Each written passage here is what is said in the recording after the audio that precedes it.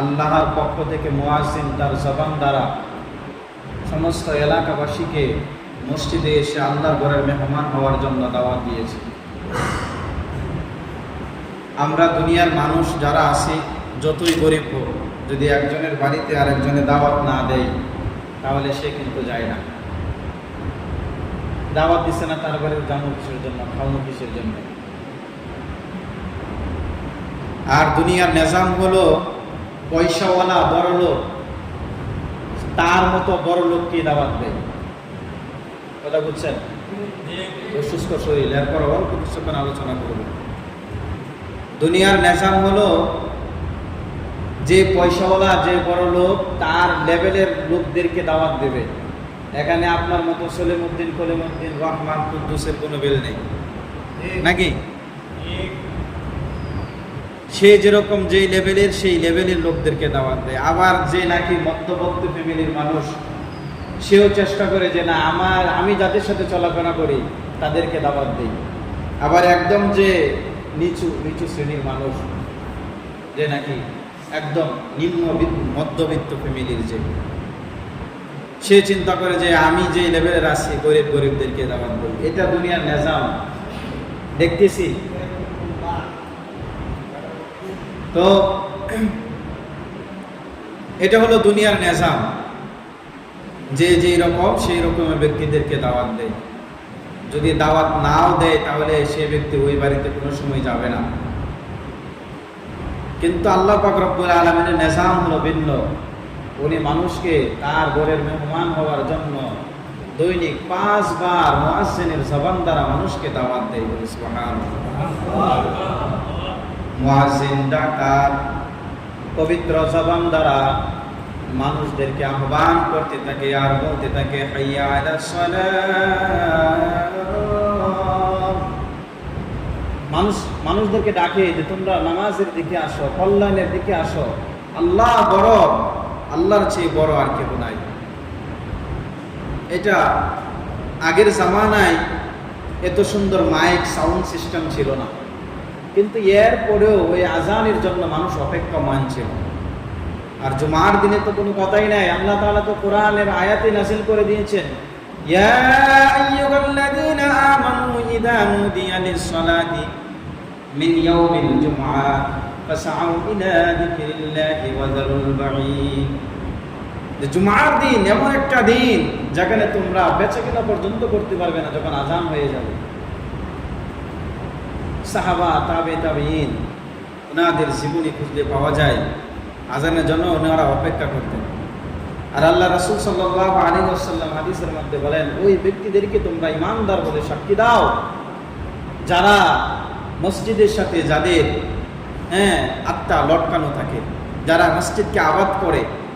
মসজিদকে আবাদ করার অর্থ অনেকগুলা। যারা মসজিদ তৈরি করে, যারা মসজিদে 5 ওয়াক্ত সালাত আদায় করে, মসজিদে দেখ নিয়াস করে, মসজিদে ইবাদত বন্দেগীর জন্য উপযুক্ত স্থান মনে করে, তাদেরকে তোমরা ঈমানদার বলে সাক্ষী দাও। যারা মসজিদে বেশি বেশি যাতায়াত করে তাদেরকে ঈমানদার বলে সাক্ষী দাও। কিন্তু আমাদের হালত হয়ে গেছে ভিন্ন।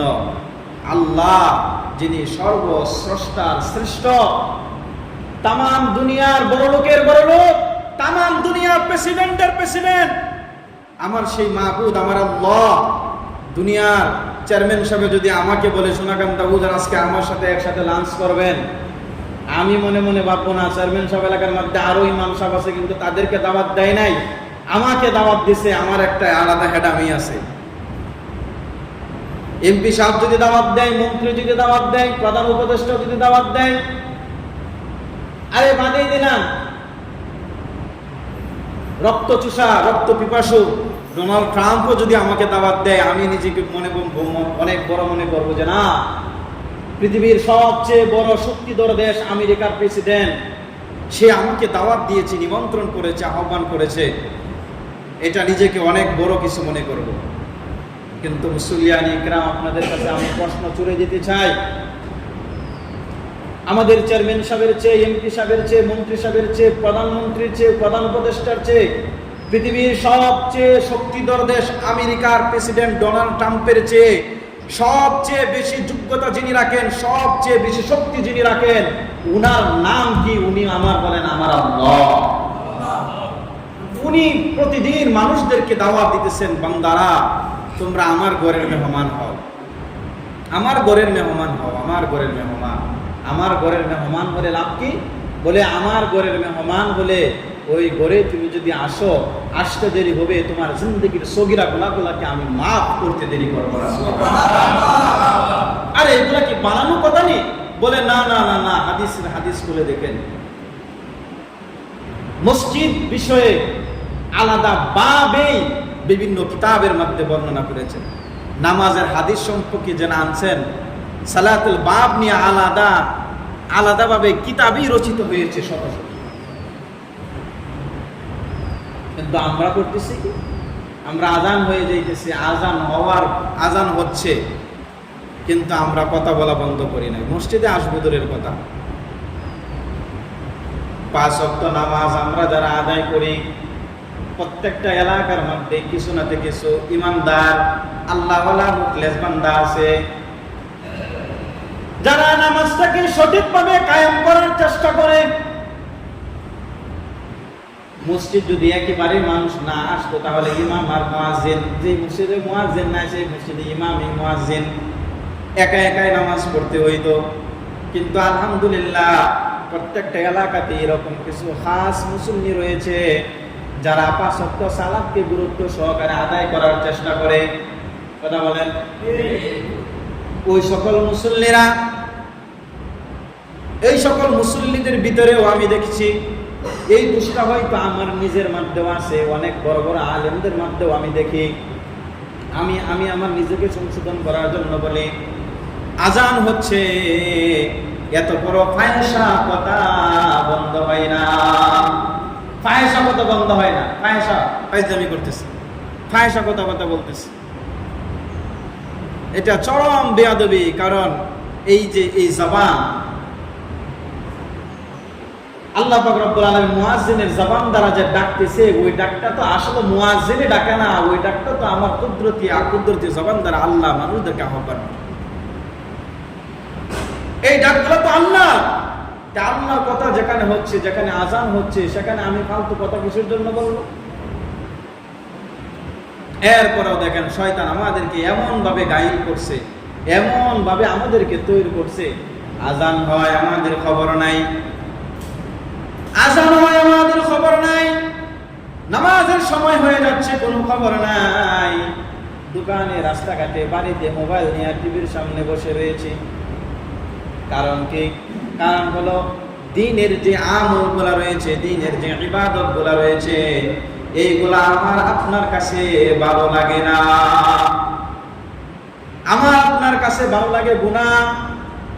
একটা কথা মনে রাখবেন, যত যে নাকি গুনাহ করে, ওই ব্যক্তির কাছে গুনাহটাই তত বেশি মজা। গুনাহ তত বেশি মজা। আর যে নাকি নেক আমল করে, তার কাছে নেক আমল যত করবে তত বেশি মজা। গুনাহ হলো দুর্গন্ধযুক্ত, আর নেক আমল হলো সুগন্ধিযুক্ত। গুনাহ হলো অন্ধকার, আর নেক আমল হলো আলো, নূর। বুঝেন কথা? নেককারের চেহারার দিকে তাকাইলে আলো জমকায়, আর বদকারের চেহারা দিকে তাকাইলে দেখা যায় সে যে বাবা গ্রুপের সদস্য। কথা বলেন। যে নাকি 5 ওয়াক্ত নামাজ পড়ে, এই যেরকম এই যে সামনে কাদের কয়েকজন মুসল্লি আছে, এই যে উনি আমার কাকা, উনার চেহারা আর একজন গানচুটির চেহারা একসাথে কইরেন তো দেখেন তো কার চেহারাটা থেকে নূর বাড়িয়ে দিয়েছে, দেখেন। আরে তফাৎ কইরেন। আল্লাহ রাসূল সাল্লাল্লাহু আলাইহি ওয়াসাল্লাম বলেন, গুনাহ হলো দুর্গন্ধযুক্ত, কালো, বিশ্রী, অন্ধকার, নাপাক। আর ইবাদত হলো এটা আলো, এটা সুঘ্রাণযুক্ত, এটা নূরুন আলা নূর, এটা নূর, এটা আলো। গুনাহের মধ্যে মজা। যে নাকি গুনাহ করবে সে আরেকটা গুনার দিকে ধাবিত হবে। যেরকম আজকে আপনি একটা মিথ্যা কথা বললেন, একটা মিথ্যা কথা কালকে আরেকদিন দেখবেন আপনি এর চেয়ে ডবল বলবেন। মিথ্যা কথা যদি চালু রাখেন তাহলে ডবল বলবেন। কোনো ব্যক্তি যদি গুনাহ করতে থাকে, তাহলে এটা গুনার পরিণাম যদি না বাড়ায়, গুনার পরিমাপ যদি সে না বাড়ায় তাহলে তার কাছে একটা মজা লাগবে না। যত পরিমাপ বেশি দিবে তত তার কাছে মজা লাগবে। গুনার পরিমাপ যত বাড়াবে তত তার কাছে মজা লাগবে। আর যারা নাকি নেক আমল করে, নেক আমল করে যদি মাওলাকে সন্তুষ্টি করার উদ্দেশ্য যদি নেক আমল করতে থাকে, তাহলে তার কাছে 2 রাকাত নফল নামাজ পড়ছে এটা তার কাছে ভালো লাগবে না। মন চাইবে আমি 2 রাকাত কিসের জন্য পড়বো, আমার মালিক তো আরো পড়লে আরো খুশি হবে, তাহলে আমি আরো পড়ি।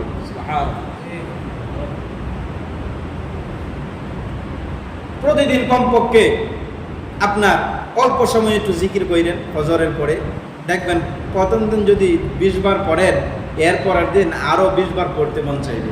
এটা পরীক্ষিত আমল। প্রতিদিন ফরজ নামাজের পরে 2 রাকাত নফল নামাজ পড়ে দেখবেন অটোমেটিক পরের দিন আপনারই মন চাইবে যে আজকে 2 রাকাত, কালকে 2 রাকাত পড়ছি, আজকে 4 রাকাত পড়ি। সময় আল্লাহ তাআলা তৈরি করে দেবে। আর আমাদের দুনিয়ার আর কোনো কাজে তাড়াহুড়া নাই, আল্লাহর ইবাদত বন্দেগীর মধ্যে যত তাড়াহুড়া। তো মজা পাইবেন কিভাবে? মজা কিভাবে পাইবেন? দুনিয়ার আর কোনো কাজে তাড়াহুড়া নাই, দুনিয়ার আর কোনো কাজে অস্থিরতা নাই, নামাজের মধ্যে যত তাড়াহুড়া, যত অস্থিরতা। আরে অল্প কিছুদিন আগেও আজান হয়ে যায়, মানুষ খবর থাকে না। আসরের না জোহরের আজান দিয়েছি, আজান দিয়ে 15 মিনিট পরে নামাজের মধ্যে দাঁড়িয়েছি, কমপক্ষে আসরের নামাজের সময়। এক আল্লাহর বান্দা এসে বলতেছে আজান দিয়ে আজান 2 মিনিট অপেক্ষা করতে, এটা জানেন না? অপেক্ষা করতে পারেন না? আস্তাগফিরুল্লাহ। মানে তার যেন আজান হয়েছে কোন সময় এটা তার খবরই নেই, অথচ আজান দেওয়ার পরে আরো 15 মিনিট অপেক্ষা করছিলাম। 15 মিনিট। মানুষ কোথায়, আমরা কোথায় যাচ্ছি? গেল সপ্তাহে আলোচনা করতেছিলাম মানুষ গুনাহের দিকে কেমন দাবিত হয়। আল্লাহ রাসূল সাল্লাল্লাহু আলাইহি সাল্লাম বলেন, পাহাড় থেকে ঝর্ণার পানি যেরকম সমতল ভূমির দিকে যায়, মানুষ একটা সময় এরকম আসবে যেরকম মানুষ এর চেয়ে দ্রুতগামীতে গুনাহের দিকে দাবিত হবে। গেল সপ্তাহে আলোচনা করছিলাম, আপনাদের মনে আছে কিনা? বর্তমান গুনাহের জামানা, অশ্লীলতার জামানা। বর্তমান গুনাহের জামানা, অশ্লীলতার জামানা। অশ্লীলতা এমন ভাবে চলছে, আগে গুনাহ করত মানুষ একক, এখন করে ব্যাপক। আগে গুনাহ করত একক, এখন গুনাহ করে ব্যাপক। আগে গুনাহ করত একা একা, এখন আর একা একা গুনাহ নাই। আপনার সন্তানটা, আমার সন্তানটা, আমার স্ত্রীটা, আপনার স্ত্রীটা, আমাদের বাগ্নি, আমাদের বাতিজা, আমার পুত্রবধূ, আমার আত্মীয় স্বজন, আমার পাড়া প্রতিবেশী মোবাইলের মধ্যে ড্যান্স আইরা দিছে, একক ভাবে না। এটা কি করছে? সমস্ত পৃথিবী যেভাবে দেখতে পারে এই সিস্টেম করে দিয়েছে, যে এটার একক থাকলো না, এটা হলো ব্যাপক। যার যত বেশি ভিউ তার তত বেশি গুনাহ। এই মনে আছে গেল সপ্তাহের ওয়াজ? মনে আছে? যার যত বেশি ভিউ তার তত বেশি গুনাহ। কু আনফুসাকুম ওয়া আহলিকুম নারা। তুমি বাঁচো এবং তোমার আহালকে গুনাহ থেকে বাঁচাও। আপনি যদি কপালে দাগ ফালান, দাগ ফালায় ফাইটালান, একদম সেজদা দিতে দিতে কপালে দাগ হয়েছে, এই বড় পুরা হয়েছে, এরপর বিন্দু মাত্র কোনো ফায়দা হবে না, কোনো ফায়দা হবে না, কোনো ফায়দা হবে না। আপনার মেয়ে সন্তানটাকে আপনি বলেন, আপনি বাধা দেন যে তুমি যে টিকটক রিলস বানাইতেছো, এই করতেছো, সেই করতেছো, এটা গুনাহ, তোমার জন্য আমি জাহান্নামে যাব। আমাদের সমাজের বাস্তবতা কি জানেন? বাস্তবতা আজকে তো অসুস্থ, ওয়াজ অন্যরকম হবে, এটাই স্বাভাবিক। তাই বাস্তবতা কথা বলি, আমাদের সমাজ, আমাদের পুরা দক্ষিণ এশিয়ার সমাজগুলা একজন মসজিদের ইমাম সাহেবের প্রতি যতটুকু খেয়াল রাখে, তার সন্তান আহলের দিকে অতটুকু খেয়াল রাখে না। ইমাম সাহেবের প্রতি যতটুকু খেয়াল রাখে, ইমাম সাহেব কই যাচ্ছে, কয়টা কদম দিচ্ছে, মোটর সাইকেলের স্টার্টটা কিভাবে দিল, কোথায় যাচ্ছে, কি করতেছে, যতটুকু খেয়াল আর আপনি আর আমি ইমাম এবং মুয়াজ্জিন খাদেমের প্রতি রাখি, অতটুকু খেয়াল যদি সন্তানের প্রতি রাখতাম, সন্তান আল্লাহর ওলি হইয়া বাইজিদ বুস্তামি হয়ে যেত। বাইজিদ বুস্তামি হয়ে যেত, আব্দুল কাদের জিলানী হয়ে যেত, খাজা মঈনুদ্দিন চিশতি হয়ে যেত। খবর নাই। সন্তানকে বাধা দিচ্ছে না, গুনাহ করতেছে, স্ত্রীকে বাধা দিচ্ছে না, গুনাহ করতেছে, আমার মা বাপকে আমি বলতেছি না নামাজের জন্য, বুড়া হইতে হইতে এখন আর দাঁত নাই, সার দোকানে আইসা যত পায়েসা কথা, যত আড্ডা মারা কথা, যত বেহুদা কথা বলে। বাবাকে তো কোনোদিন বললাম না বাবা আপনি নামাজে আসেন, কিন্তু ইমাম সাহেব 2 সেকেন্ড পড়ছে দেখে আপনি গলা ফাঁস দেওয়া শুরু করছেন। আপনি আপনার আহালকে আগে বাঁচান, গুনাহ থেকে বাঁচান। কিতাবি তালিম পড়তেছি, টাইম 10-5 মিনিট হয়ে গেছে, হয়ে যাক। যতটুক সময় বসে থাকবেন, যতটুক সময় জান্নাতে বসে থাকলেন। এক কথা বললেন না কেন? গলা ঠিক করে দেওয়ার দরকার আছে, আমি বুঝি না, পড়ালেখা করে আলেম হই নাই। ইমাম যখন আসবে তখন নামাজের সময়, কিসের 1টা, কিসের 2টা, কিসের 2.5টা। ইমাম যখন নামাজে দাঁড়াবে তখন নামাজের সময়। আর ফতোয়ার কিতাব কইসা দেখেন, ফতোয়ার কিতাব পড়াই আসছি, পড়ে আসছি ইনশাআল্লাহ। আল্লাহু আকবার, এগুলো আমরা বুঝি না। যাই হোক, যে আলোচনা করতেছিলাম, গুনাহের মধ্যে মজা বেশি, মজা। কারণ গুনাহের মধ্যে মজা হবে না কেন? শয়তান এটার মধ্যে নাপাকি লাগাইয়া দিছে। আরে মাছি ছিলেন তো, মাছি মাছি দেখবেন কলের মধ্যেও বসে, আবার পায়খানার মধ্যেও বসে। কারণ কি? পায়খানার মধ্যে মাছি বসার কারণ হলো পায়খানার মধ্যেও কিন্তু একটা দুর্গন্ধযুক্ত একটা ময়লার গন্ধ আছে, আছে না নাই? ওই মাছি এরকম দুর্গন্ধ নিয়ে নেয়, এটার মধ্যেও মাছি মজা পাইছে বিদায় পায়খানা তাই কেমন মজা নেই। আপনি আর আমি গুনাহের মতো পায়খানার মধ্যে মজা পাইছি, এই জন্য আপনি আর আমি পায়খানা খাওয়া শুরু করে দিয়েছি। আহা, আজান হয়ে যায়, জুমার দিন আজান হয়। কিছু সংখ্যক মানুষ আছে যারা আসে একদম দেরিতে। এই আমাদের সোনাকান্দা মসজিদের বিশেষ করে আমি আসার পর থেকে একটা বদনাম আছে, কিন্তু বদনামটা কি জানেন? যে হুজুরে ঠিক টাইমে বয়ান শেষ করতে পারে না, হুজুরে অথবা যে কোনো কারণবশত নামাজ দেরিতে হয়, এটা কিন্তু আমাদের একটা বদনাম। আসলে বদনামটাকে আমার জন্য না আপনাদের জন্য? কোন তো আপনারা আসবেন 1:30টার সময়, আর আমি কথা বলতে পারবো না, 15 মিনিটের হয় না। আজানের পরে আসবেন, 12:40 অথবা 45 মিনিট থেকে বয়ান শুরু করবা, নির্ধারিত সময়ে বয়ান শেষ করবা। আপনারা আসবেন দেরিতে, আমি নামাজও দাঁড়াবো 50-এ। সব দোষ আপনাদের মিয়া। আপনারা আসেন কেন দেরিতে? শুক্রবার দিন একটু আগে আসতে পারেন না? আবার অনেকে আছে যে মসজিদে আসে, আসার পরে কি করে? হুজুরে বয়ান করতেছে, এগুলা লক্ষ্য রাখা জরুরি, খুবই জরুরি। এগুলা হুজুরে বয়ান করতেছে অথবা অন্য কোনো আমল করতেছে, ইস্তেমাই আমল যেটা সবাই মিলে যেটা করা হয়। ফতোয়ার কিতাবের মধ্যে আসছে, মাসাইলার কিতাবের মধ্যে আসছে, যদি ইস্তেমাই আমল কোনো ব্যক্তি করে তাহলে ইস্তেমাই আমলের ভিতরে শরীক হওয়া, ইনফিরাদি নফল আমল পরে করা। এই বুঝছেন? একাএকি নফল আমল দেরিতে করা, ফরজ আমল না, কিন্তু ফরজ আমল তুমি তাড়াতাড়ি করে নাও। ইনফিরাদি নফল আমল পরে করো, ইস্তেমাই নফল আমলের সাথে শরীক হও। কারণ ইস্তেমাই সবাই যে আমলটা করে এটার মধ্যে আল্লাহ তাআলা বরকত রাখছে। আয় মাসালা বুঝছেন? কিন্তু অনেকে আমরা করি কি, আয়া নফল নামাজে দাঁড়ায় যে হুজুর ইমাম সাহেব করতেছে। আরে আমার বয়ান যদি 1 লক্ষ বছরও করি, আর আপনার 1 রাকাত নফল নামাজের সওয়াবের সমতুল্য হবে না? এখন আপনার নামাজের মধ্যে যদি আমার বয়ানের কারণে ভুল হয়, এটা ধরো আমি গুনাহগার, অন্যরা গুনাহগার, নিজে আপনিও গুনাহগার। এক কথা বুঝেন নাই? এই জন্য আগে আগে আসবেন, নির্ধারিত সময়ের ভিতরে সালাত শেষ করবেন, অথবা সালাতের সময় দেওয়া হয় ওই সময় শেষ করবেন। দুনিয়ার মধ্যে গুনাহের প্রতিযোগিতা চলে, নেক আমলের প্রতিযোগিতা চলে না। দুনিয়ার মধ্যে কে কার চেয়ে বড় লোক হবে সেটার প্রতিযোগিতা চলে, কিন্তু কার চেয়ে কে বড় জান্নাতে যাবে এটার প্রতিযোগিতা চলে না। দুনিয়ার মধ্যে কে কারটা মাইরা খাইতে পারবো সেটার প্রতিযোগিতা চলে, কিন্তু এক ভাই আর এক ভাইকে নুসরত করবে সেটার প্রতিযোগিতা চলে না। দুনিয়ার মধ্যে মিথ্যার প্রতিযোগিতা চলে, বর্তমানে দুনিয়ার মধ্যে সত্য বলার লোকের প্রতিযোগিতা চলে না। কথা বলেন না কেন?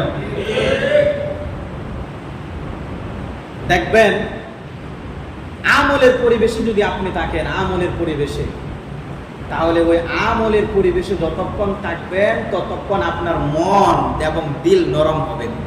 এটা হাদিসের কথা। এটা প্র্যাকটিক্যালি কিরকম, যেরকম আমরা নামাজ পড়তে আসি অথবা বড় বড় আলেমদের আলোচনা শুনি, মাহফিলে যায়, দিল নরম হয়ে চোখের কোণে পানি আসে না? এটার কারণ কি? কারণ হলো আমি যে পরিবেশে রয়েছি ওই পরিবেশটা হলো আমলের পরিবেশ, এই পরিবেশটা হলো দ্বীনের পরিবেশ, এই পরিবেশটা হলো গুনাহের পরিবেশ। আমাদের বুজুর্গরা আমাদের উস্তাদরা আমাদেরকে উদাহরণ দিয়ে বলেন, দ্বীনি আলোচনা, দ্বীনি কথা এইগুলা হলো কোমল পানির মতন, এইগুলা হলো দিলকে তরুতাজা করে, এইগুলা দিলকে, মুর্দা দিলকে জিন্দা করে।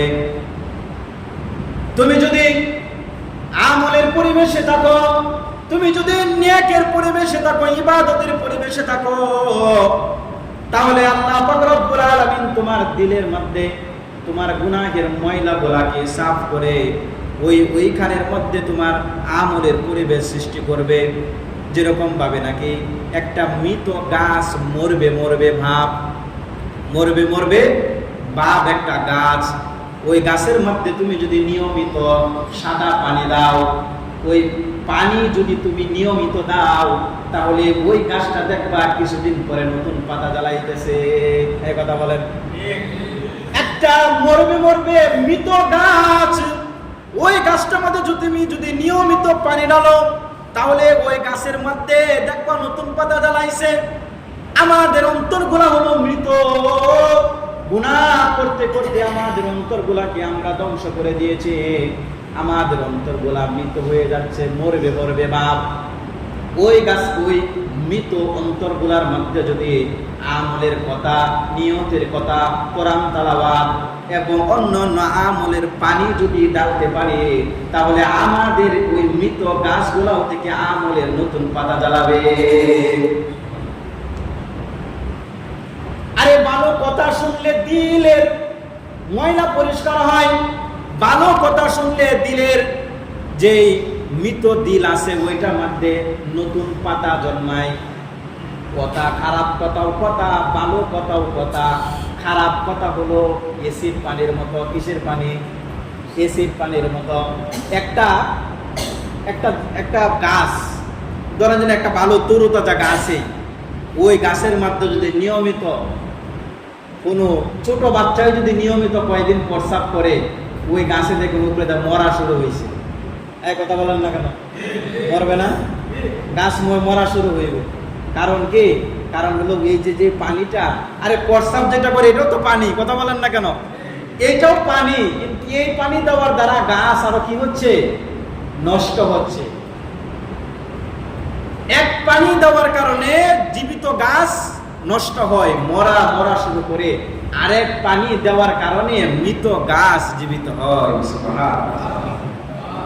ভালো অন্তর নষ্ট হয়ে যাবে যদি খারাপ কথা শুনে, খারাপ কথা বলে গুনাহের পরিবেশে থাকে।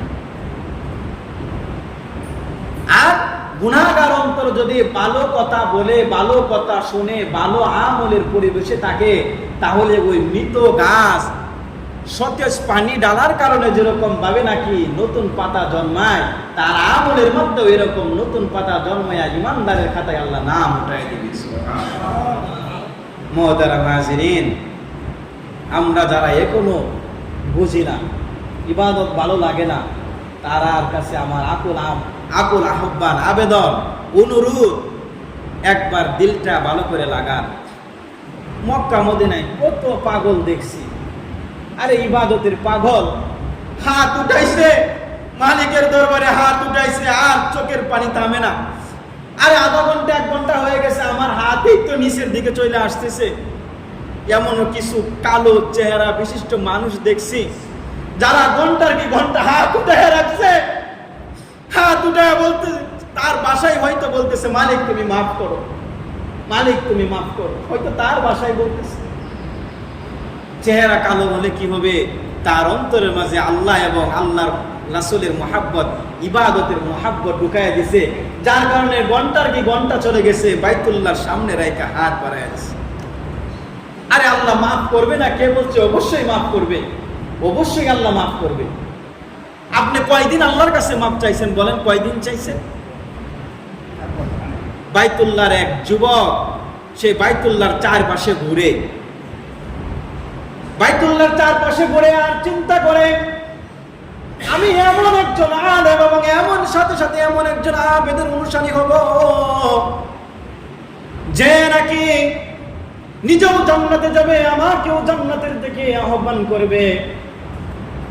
অনেক বছর হয়ে গেছে কিন্তু বাইতুল্লাহর মধ্যে এমন কোন লোক পায় না যার কাছে সে নিজেকে সুপর্দ করবে, যার কাছে সে বায়াত গ্রহণ করবে।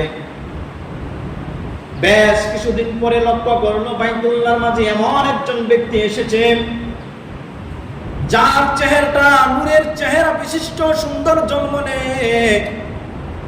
যে কথা বললে মনে হয় মধুর মতো, শুনতেই মন চায়। সে মনে মনে ভাবলো, আমি ওই যুবকের, আমি ওই আবেদের এবং আলেমের কাছে যে আমি নিজেকে সমর্পণ করব। ওই যুবক যায় ওই আলেমকে বলতেছে যে মুহতারাম জনাব, ইয়া শেখ, আমি আপনার কাছে আমার জীবনকে সমর্পণ করতে চাই, আপনি আমাকে কবুল করেন, আপনি যেইভাবে বাতলাই দিবেন আমি আমার জীবনকে সেই পথে পরিচালিত করব। ওই আবেদ ডাকতে বলে, না না, আমার মতো গুনাহগার এই বাইতুল্লাহর চত্বরের ভিতরে আর নাই, সুতরাং আমার কথাই তুমি চলতে পারবে না, আমি তোমাকে এই আদেশ দিতে পারবো না, তুমি অন্য কারো কাছে যায় বায়াত হও।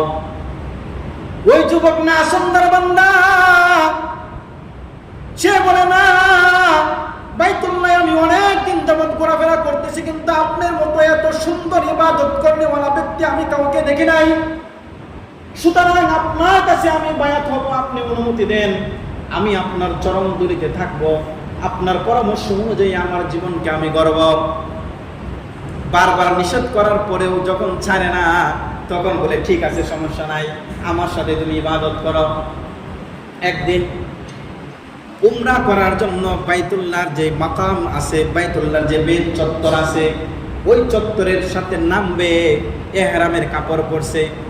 ইহরামের কাপড় পরার পরে বাইতুল্লাহ চত্বরে যাওয়ার আগে কিন্তু লাব্বাইক আল্লাহুম্মা লাব্বাইক লা শারীকা লাক লাব্বাইক ইন্নাল হামদা ওয়ান নি'মাতা লাক ওয়াল মুলকু লা শারীকা লাক লাব্বাইক, এই শব্দটা কিন্তু বাইতুল্লাহ যখন তওয়াফ করবে তখন কিন্তু বলা যায় না, এর আগে বলতে হয়। যখন শেষবারের মতো উস্তাদ এবং শাগির্দ এই কথাটুকু বলবে, তখন উস্তাদি যখন বলছে লাব্বাইক আল্লাহুম্মা লাব্বাইক লাব্বাইক লা শারীকা লাক লাব্বাইক, এটা যখন বলতেছে অটোমেটিক উপর থেকে একটা আওয়াজ আসলো, লা লাব্বাইক, তোমার লাব্বাইক আমি কবুল করলাম না, তুমি লাব্বাইক বললে কোনো লাভ নাই। এই উপরের যে ইহরামের যে আওয়াজটা, ওই আওয়াজটা আবার ওই শাগির্দ শুনছে, শুই না বলতেছে, মুহতারাম, আপনাকে তো আমি ভালো একজন ইবাদত করেওয়ালা ব্যক্তি মনে করেছিলাম, কিন্তু আপনার কাছে আমি মুরিদ আর হব না। আপনি এত বছর যাবত এখানে তওয়াফ করতেছেন, লাব্বাইক বলতেছেন, ইবাদত করতেছেন, উপর থেকে আওয়াজ আসলো আপনার কোন ইবাদত নাকি আল্লাহ কবুল করে না। বলে, হ্যাঁ, আমার ইবাদত তো আল্লাহ কবুল করে না। বলে, তাহলে আমি আপনার সাথে নাই, আমি অন্য অন্য হুজুর দেখতেছি, আমি আপনার সাথে নাই। এবার ওই লোকটা, যেই লোকটা নাকি লাব্বাইক বলছিল, যে আবেদ, সে আল্লাহর কাছে বলে, আল্লাহ, 40 বছর পর্যন্ত আমি এই মাকামে, এই বাইতুল্লাহর চত্বরের পাশে আমি ঘোরাফেরা করি, আমি যতবারই লাব্বাইক বলি তুমি বলো আমার লাব্বাইক তুমি কবুল করো না। ও আমার মালিক, আমার যে ছাত্র ছিল, যে শাগির্দ ছিল, সে তো আমাকে পালাইয়া অন্য কোনো শাগির্দের কাছে চলে গেছে, সে তো আমাকে ছাড়া অন্য কোন শাগির্দের কাছে চলে গেল, তার অন্য শাগির্দ সে ধরতে পারবে, কিন্তু আমি এমন একজন গুনাহগার, যে গুনাহগারের আর কোনো রব নাই, আর কোনো মালিক নাই, আমি কার কাছে যাবো? মালিক তুমি সেটা বইলা দাও, আমি কার কাছে যাবো? 40 বছর কেন আমার হায়াত যদি তুমি 40,000 বছর দাও, এরপরেও আমি তোমার দরবারে করে থাকবো, কারণ আমার যাওয়ার আর কোনো দ্বিতীয় অপশন নাই। কারণ তুমি বলে কুল হুয়াল্লাহু আহাদ, আমার আর কোনো দ্বিতীয় অপশন নাই, আমার কোনো দ্বিতীয় মাবুদ নাই যে আমাকে ক্ষমা করবে। ক্ষমা করনে ওয়ালা জাত একমাত্র তুমি, রহমান এবং রহিম। বলি সুবহানাল্লাহ। আল্লাহ পাক রব্বুল আলামিন তখন বলতেছেন, ইয়া আব্দি, যা আমি তোকে মাফ করে দিলাম, তোকে আমি মাফ করে দিলাম, মাফ। আরে কত বছর কাঁদছেন আল্লাহর দরবারে, কত বছর। আহা, বাইতুল্লাহর মতো জায়গায় যদি 40 বছর পরে মাপ পাইতে পারে, আপনি আর আমার কত বছর কাঁদতে হবে একবার হিসাব করছেন? কতদিন কাঁদছেন নিজেদের গুনাহের জন্য, কয়দিন কাঁদছেন? মুহতারাম হাজিরিন, সর্বশেষ কথা, আল্লাহ পাক রব্বুল আলামিন আমাদেরকে গুনাহ থেকে বাঁচাক, আমলের পরিবেশটাকে, আমাদের জিন্দেগিকে নবীর আদর্শ অনুযায়ী চলে জান্নাতে যাওয়ার তৌফিক দান করুক। ওয়া মা তাওফিক ইল্লা বিল্লাহ। আসসালামু আলাইকুম।